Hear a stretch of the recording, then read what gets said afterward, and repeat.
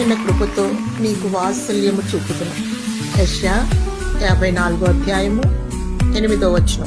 మనము ఏమై ఉన్నామో కేవలము దేవుని కృపయై ఉన్నాము.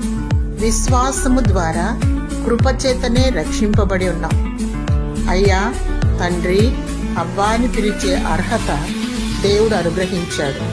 ప్రభువైన యేసుక్రీస్తు కృపా సత్య సంపూర్ణుడు. నీకు కృప వెంబడి కృపను అనుగ్రహించును.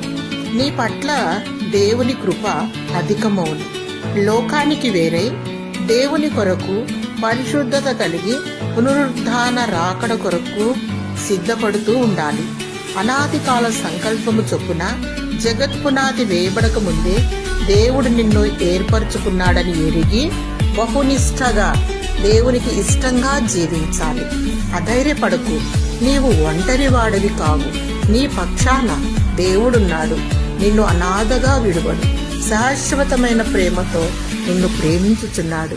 దేవుడు తన వాత్సల్యమును, కృపను చూపుచున్నాడు.